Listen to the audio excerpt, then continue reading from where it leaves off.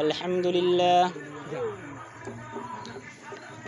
الحمد لله الحمد لله رب العالمين، والصلاة والسلام على رسوله النبي الكريم وعلى آله وأصحابه أجمعين. أما بعد، فأعوذ بالله من الشيطان الرجيم. بسم الله الرحمن الرحيم. وسارعوا إلى مغفرة من ربكم وجنة عرضها السماوات والأرض أعدت للمتقين. وقال النبي صلى الله عليه وسلم: بادروا بالأعمال سبعا. صدق الله العظيم وصدق رسوله النبي الأمي الكريم، ونحن على ذلك لمن الشاهدين والشاكرين، والحمد لله رب العالمين.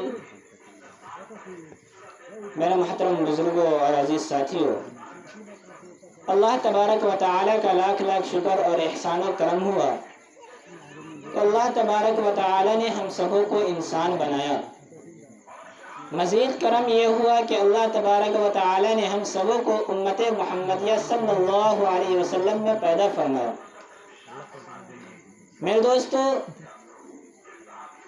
اللہ کے رسول صلی اللہ علیہ وسلم کی حدیث پاک جو خطبے کے اندر پڑھی گئی، یا اسی طرح سے قرآن کریم کی وہ آیت جو خطبے کے اندر تلاوت کی گئی، آج انہی دو مطلبوں سے اپنی تقریر کو اور اپنے بیان کو شروع کریں گے.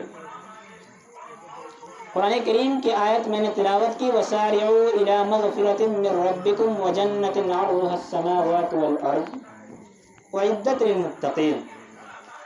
اس آیت کریمہ کا مطلب یہ ہے کہ نیک کام کی طرف، اللہ کی مغفرت کی طرف اور اس جنت کی طرف جو آسمان اور زمین سے کشادہ ہے، دوڑو، اس کی طرف بڑھو، مسارعت کرو، جلدی کرو.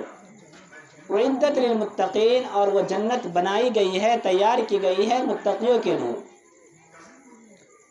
میرے دوستو، مسارعت الی الخیرات، نیک کاموں میں جلدی کرنا، بھلائی کاموں میں جلدی کرنا، یہ پسندیدہ عمل ہے.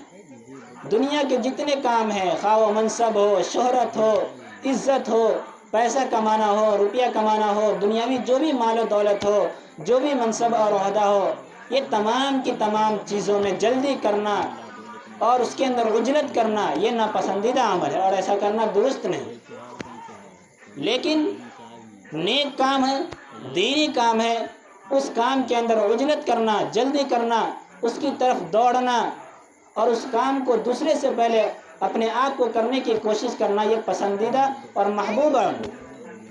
اور شریعت میں اس طرح کے عمل کا ایک طرح سے وزن ہے.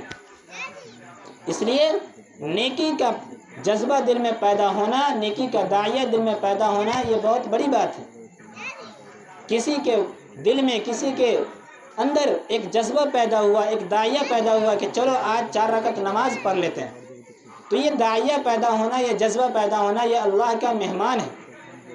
اور آپ اگر اللہ کے مہمان کی عزت کریں گے، مہمان نوازی کریں گے، مطلب یہ ہے کہ آپ کے دل میں جو داعیہ پیدا ہوا، آپ کے دل میں جو جذبہ پیدا ہوا، آپ کے دل میں جو ایک ارادہ بنا کہ چلو آج سے ہم نماز پڑھنا شروع کر دیتے ہیں، آج سے ہم شریعت کے مطابق اپنے ہر عمل کو کرنا شروع کر دیتے ہیں، تو یہ جو جذبہ آپ کے اندر پیدا ہوا، اس جذبہ کو آگے لے کر چلنا اور جلدی کرنا ہے. لہذا مسارعت الی الخیرات کا معنی یہ ہوتا ہے کہ نیک کاموں میں، بھلائی کاموں میں جلدی کرنا. وہ پیچھے جو حضرات بیٹھے ہوئے ہیں، آواز شاید نہیں سن رہے ہوں گے وہ لوگ، ان سے درخواست ہے کہ وہ آگے آ جائے. کرسی آگے بڑھا کے بیٹھ جائیے، کچھ آدمی تو ہے، آگے آ جائیے سب. آ جائیے، 4-5 آدمی آگے آ جائیے. یہ بیچ میں جو خلا ہے، جو خالی حصہ ہے، اس کو ختم کر دیجئے. جو بھی لوگ ہیں وہ آگے آ جائیں تاکہ بات کرنے میں ایک طریقہ ہے جو اس کے مطابق ہو.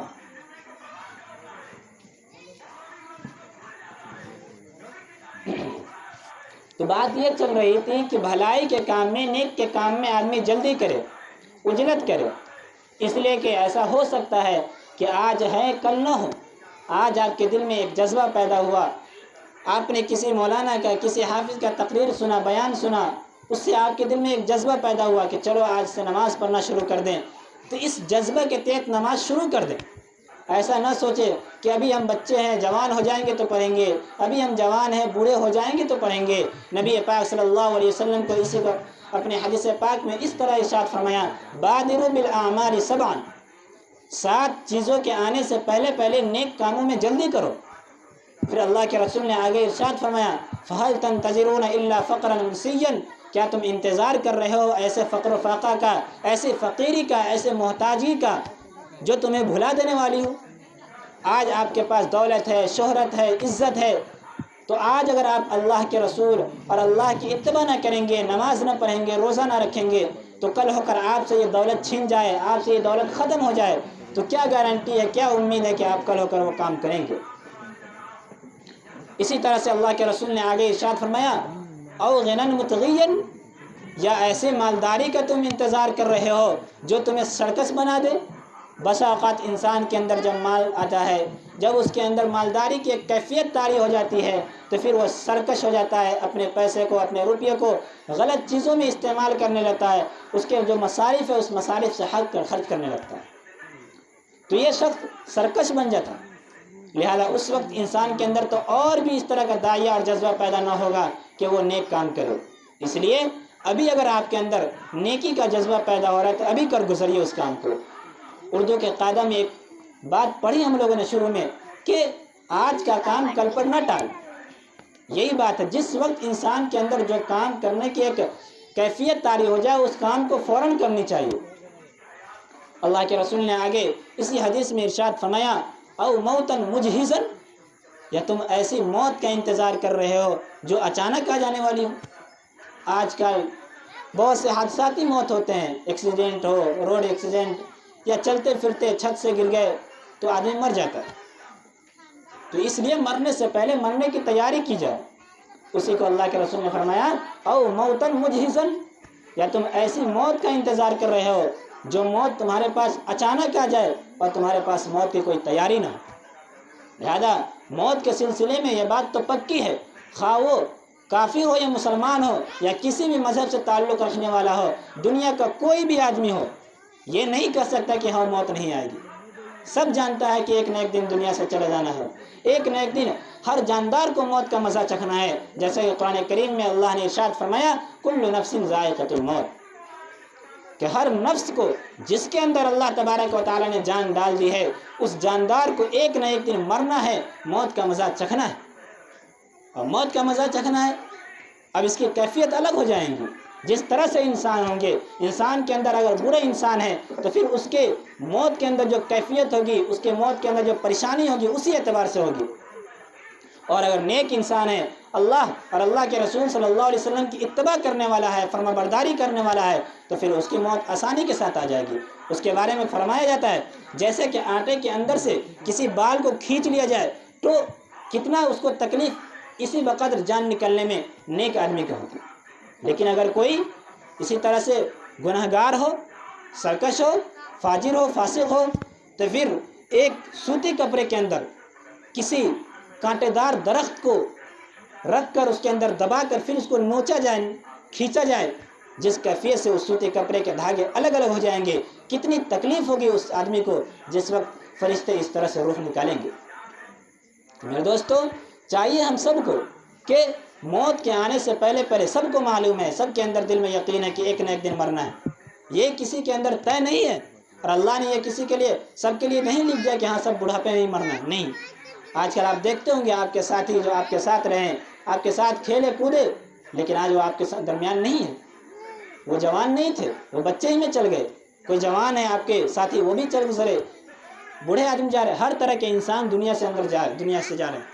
لیکن اللہ تبارک و تعالیٰ نے ایک عادت بنائے، ایک نظام بنایا تاکہ انسان اپنے اعمال کو اور اپنے اس آزمائش والی دنیا میں رہ کر اپنے تمام اعمال کو اچھی طرح کر کے، اللہ تبارک و تعالیٰ نے جس لیے جس کے لیے انسان کو پیدا کیا، جیسا کہ اس سے پہلے تقریر میں کہا گیا وما خلقت الجن والانس الا لیعبدون، کہ ہم نے جنات اور انسان کو محض عبادت کے لیے پیدا کیا،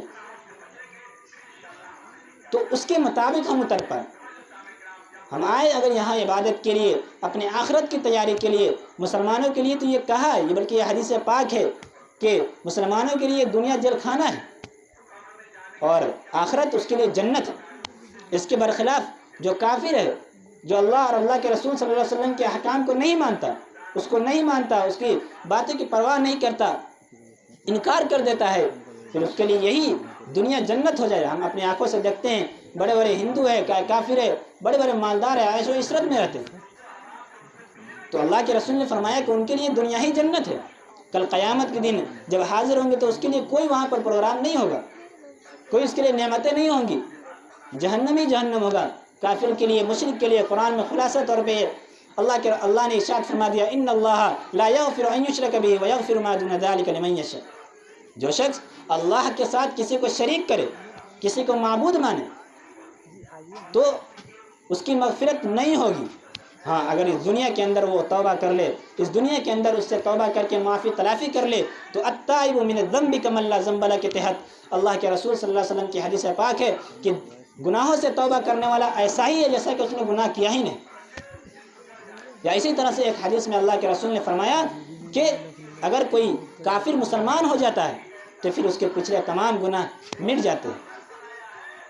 تو دنیا کے اندر توبہ کرے گا تو توبہ قبول ہو جائے گی، لیکن مرنے کے بعد، حالت غرغرہ میں جانے کے بعد اگر کوئی توبہ کرے، اگر کوئی کافر مسلمان ہو یا کوئی مسلمان ہی تھا، بہت سے گناہ کر چکے تھے اور اس حالت میں جا کر توبہ کر رہا ہے، تو پھر توبہ قبول نہیں کی جائے گی۔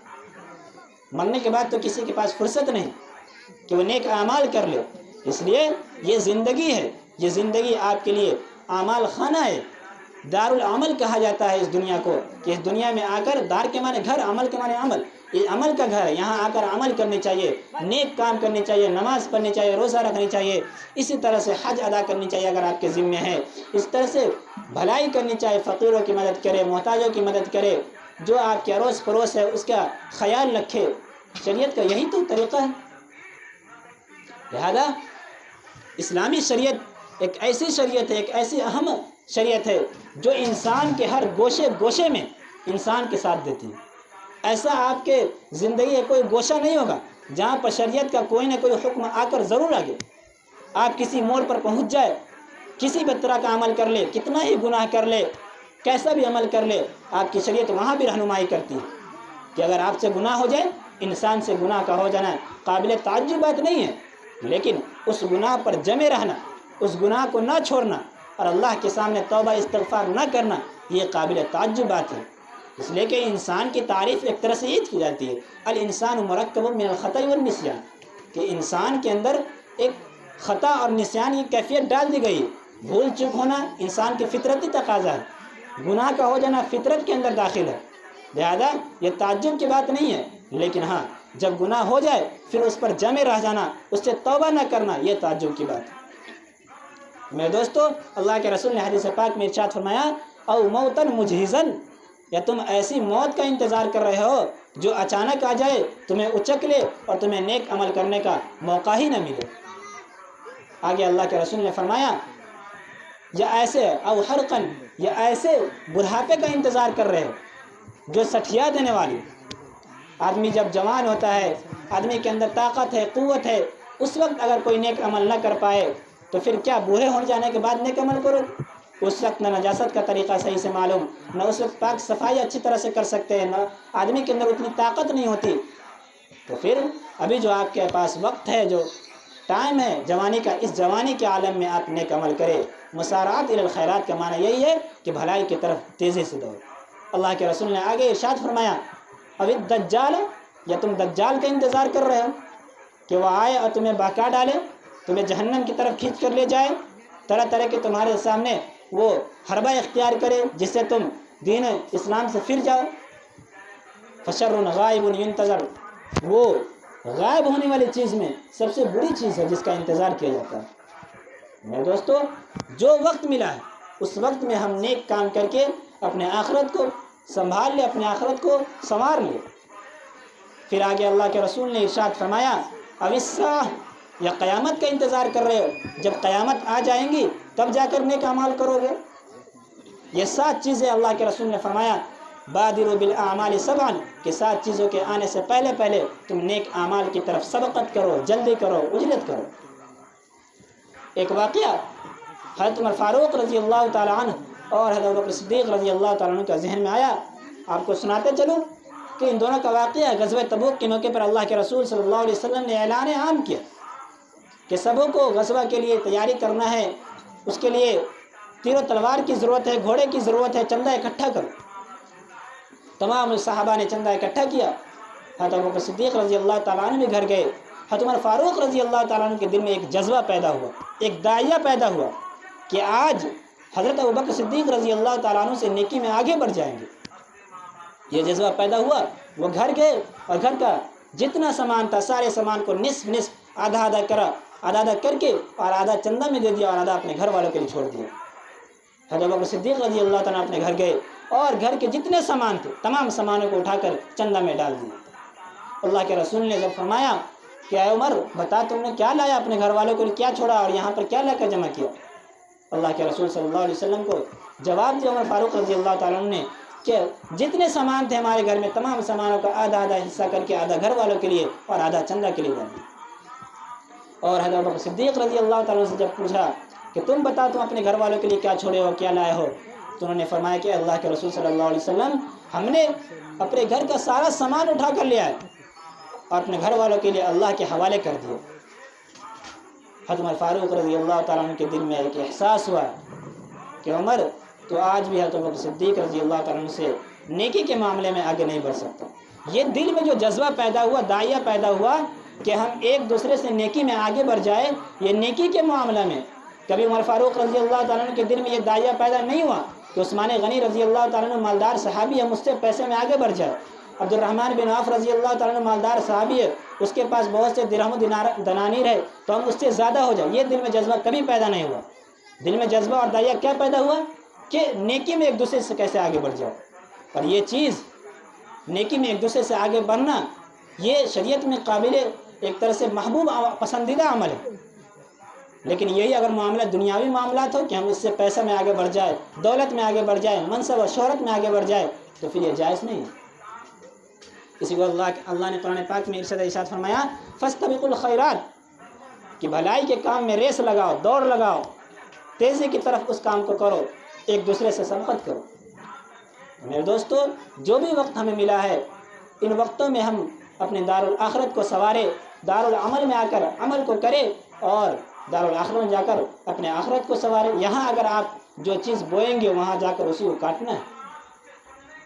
तो हमें चाहिए कि अल्लाह के रसूल सल्लल्लाहु अलैहि वसल्लम के बताए हुए एक एक तरीक़े पर हम अमल करें, कुरान पाक के लाए हुए एक एक अहकाम पर हम अपनी ज़िंदगी को संवारने के, उसके मुताबिक चलाने की कोशिश करें। अल्लाह तबारक व तआला से दुआ है, अल्लाह तबारक व तआला कहने सुनने से ज़्यादा अमल की तौफ़ीक़ अता फरमाएँ। आमीन व आखिरु दअवाना अल्हम्दुलिल्लाहि रब्बिल आलमीन। नमाज पढ़ने वाला है कि कहाँ जाना है? तू लोग बोल लिया जी मिलाद में धीरे धीरे बोलते तो खत्म करना। अब क्या आज कितनी तारीख के साथ बैठ के मैनेजमेंट करो ना, ठीक है।